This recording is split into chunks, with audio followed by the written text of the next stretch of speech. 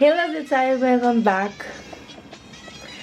I love it's I back again with another video. For today's video, we're gonna do a challenge. Siguro nabagit ko sa videos ko, specifically dun sa paano ko pumayat hindi ako nag-workout. But this time, I need to work out. I need to do more cardio. Medyo less yung equipment. So, more on pagbubuhat talaga sa sarili yung gagawin ko sa workouts ko. Para, along with my diet, kumapayat din. Wow! For today's video, I'm going to be doing a challenge. 100 glute bridge a day for 30 days. Dahil na-encourage ako to do this challenge because I also wanna see some differences. I also wanna see some change. So, like, lalaki yung butt mo, mag-firm daw yung butt mo and all that. So, bakit butt? Bakit butt? And like, feeling ko pagka may makita ko na major change for my butt, since my butt is already, alam mo, nandun na pero kulang na siya sa firm, sa roundness, sa laki pa, parang mga ganon. And isa din sa favorite exercise ko kasi guys is glute bridge and squat. So, alam mo yun, I just wanna start this challenge with something I really wanna do para pag magkaroon ng change or makita kong difference when I do it in my belly or in my arms, I'll be encouraged to do it because sure ako na, uy, magkakaroon ng change. Kahit na ayoko yung exercise, curl up, kahit ayoko yun, I have to do it kasi nakita ko sa puwet ko or nakita ko sa butt ko, it changed something when I did this workout for 30 days, ganun.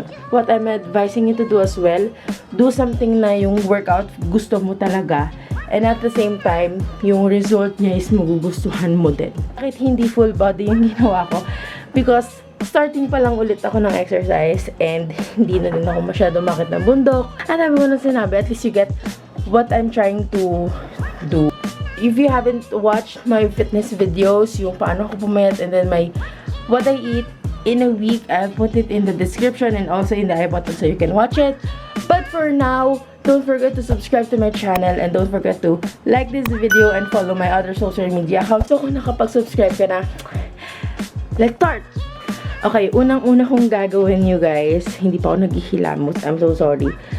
Pero una kong gagawin is magpapalit ng battery kasi low pa. Okay, so ang unang-una natin gagawin, find a measuring tape guys. Find the measuring tape.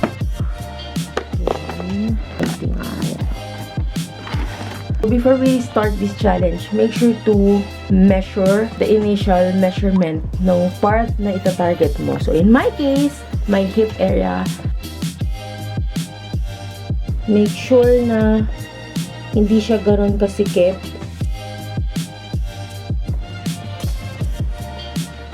Yan, 42 or 107. We will start from there and we hope to see some changes. Hindi ako masyadong umasa na lumaki siya kasi syempre I'm also working on my thighs. So, sana magmukha siyang malaki. But tingnan natin sa mirror kung anong itsura niya. Ayan po ang aking kapukitan. Medyo parang kailangan pa niya talaga ng workout. Liit siya. Yeah, so here's my before picture.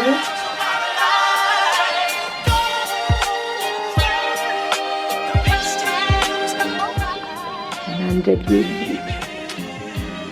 Not bad. Yung boses ko. Parang hindi not bad yung sagot.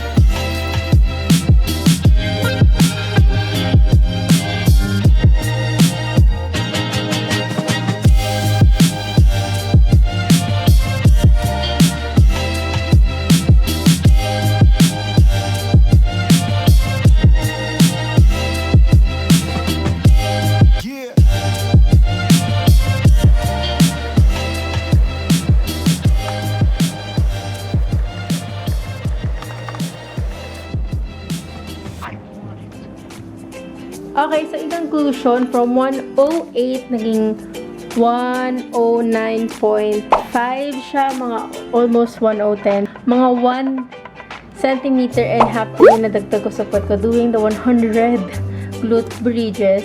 I've got to say you guys na it's really effective when you really bring your hips upward. Kasi nung una, nung tinatry ko talaga siya, parang sabi ko, ba't parang nagbo-burn lang siya when it's around 50 reps na.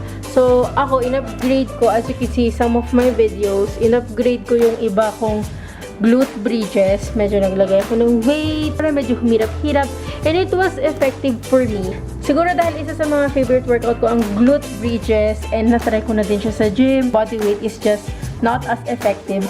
So, kailangan ko maglagay ng weights. Nang naglagay ako, mga 10 kilos, ayun, mga 20 pa lang ang sakit na niya, and I'm really trying my best not to stop hanggang 100, and then nag-glute up ako for 30 seconds just to kind of give it a more difficulty level. Naniniwala ko na maliit lang yung change, but change is good. I feel like mas naging firm din yung butt ko, so hindi lang kailangan mas malaki. I need a more firm butt as well. If you like workout videos guys and fitness videos, please subscribe to my channel and join my journey guys as I lose weight and become stronger. Titignan niyo yung channel ko, medyo random siya, but if you subscribe because you like fitness, let me know guys, so I can upload more fitness and workout videos for you guys. Kaya sa video na to, thank you.